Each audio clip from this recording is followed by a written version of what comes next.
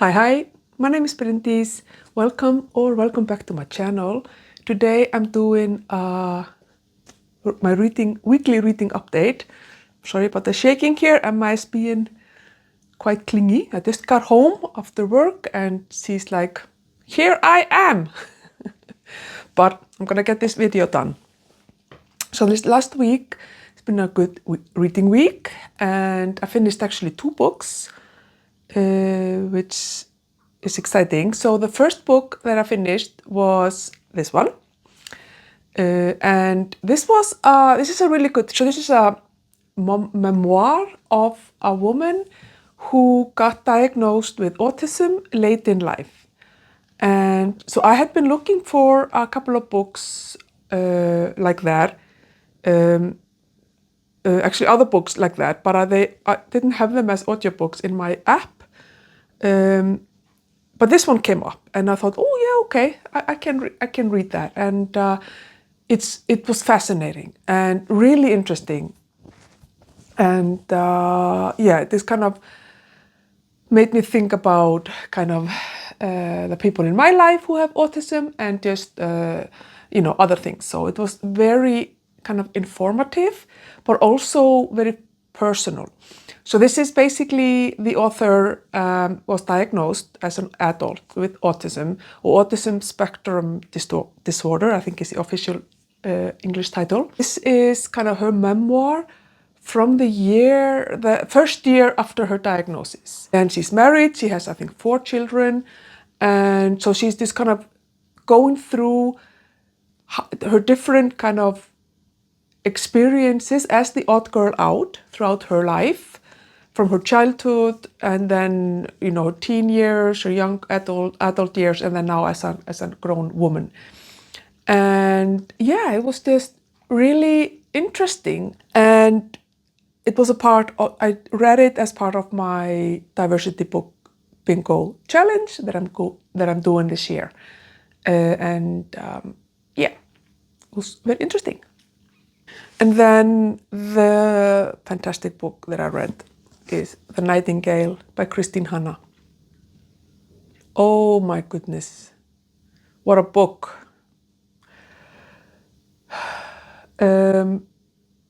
So this is a book that takes place in the Second World War in France. There are 2 French sisters who are the main characters, and we kind of follow their journey through the Nazi-occupied France and how they kind of dealt with that it kind of in their own kind of lives. One of them was, I think, 18 or 19, quite young, and the other one was a bit older and married with a child. So they had a little bit of different circumstances, but it was also just the kind of, I thought it was really interesting because both of them had lived through the First World War, and their father had been a soldier there, and how that had changed him, the trauma of being in war, and how he came back from the First World War, a changed man, and how their experiences in the Second World War kind of made them realize just what their father had gone through. And it's very interesting. There are some horrendous people there, Nazis, absolutely horrendous. There is obviously the concentration camps and kind of the progress of, or the process of how they in the beginning started to kind of it's just a list, it's just stuff for documentation, bureaucracy, and then slowly it became like the star, and then slowly it became everybody, were fired. If you were Jewish, you were fired from your job, or Jewish and homosexual, political kind of activist, communist, everybody, like they had a list of groups of people, and then you were moved there, and then you were moved there, and and obviously you ended up with the concentration camps and everything that happened there. So it's horrible. everything that happened there is horrible. And the story is told from so it's kind of being narrated by one of the sisters from when she is in her 80s, I think, rather than 70s. And she's living in the US. And she's kind of telling us the story. And then, she has her son there with her that she's talking about their relationship. So it's absolutely fantastic. And the ending was just absolutely heart-wrenching, as you can expect from Kristin Hanna. So beautiful, so well written. And I'm like, obviously it's won many awards, and I cannot wait to see the movie. I don't think it's out, the movie with the Fanning sisters. So Dakota and Elle Fanning are gonna play the sisters, and I think that's a really good casting. I think because they are like the age difference. So I think that's really cool that they're able to have sisters in this role. But yeah, I have to see if that movie has been released already or not. But I would definitely want to see that. But yeah, this was just everything. The writing, the storytelling, the characters. You got really drawn into these characters and their kind of stories. And I was a little bit annoyed at the beginning with Isabel. I thought she was very kind of teenage-y, tantrumy type of a person.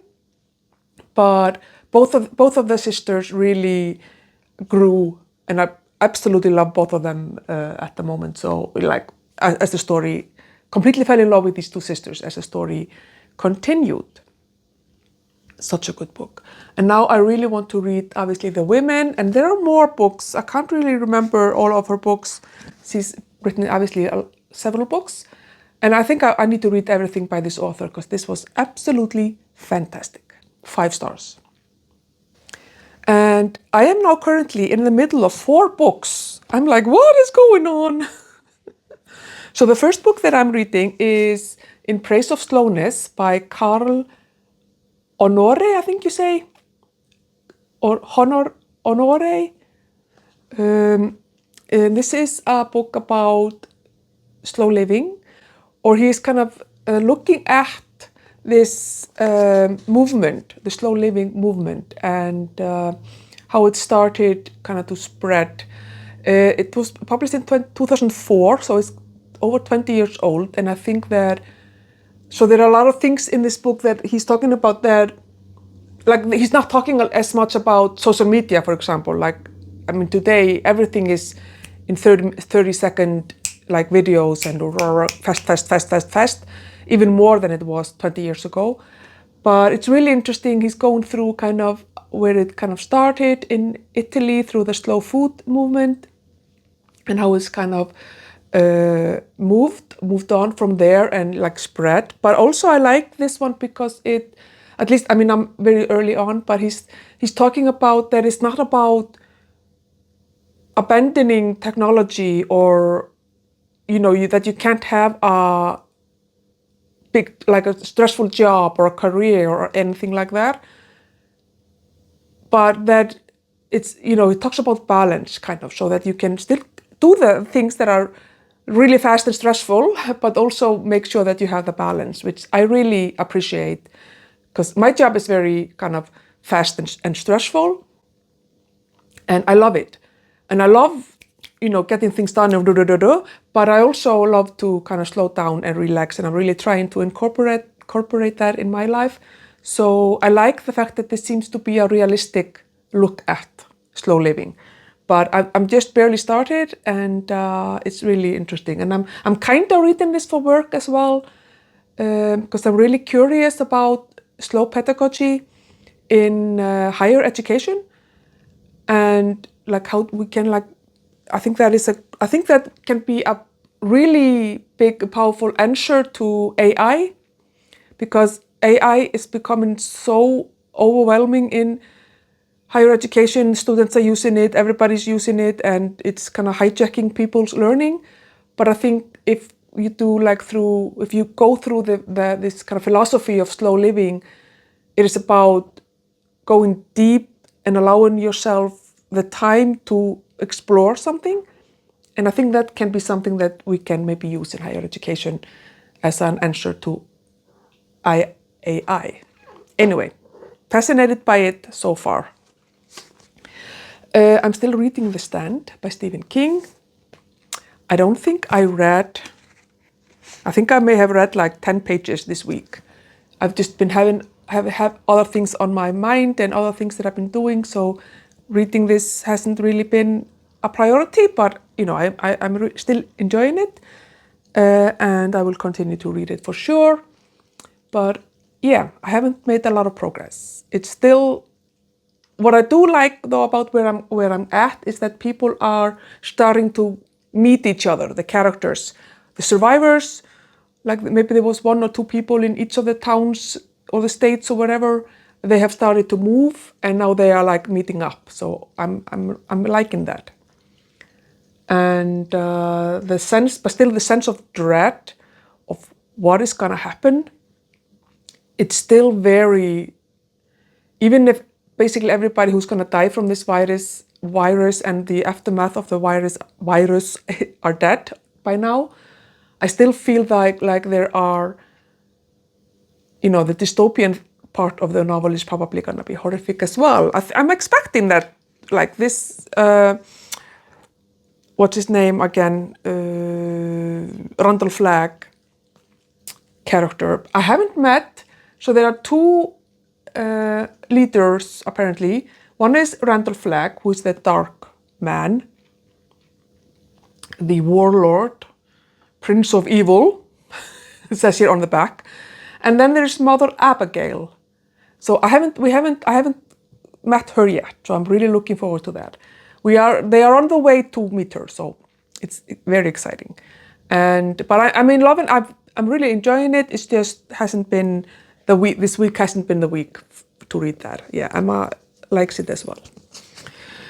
And then I'm reading Farenheit 451 by Ray Bradbury.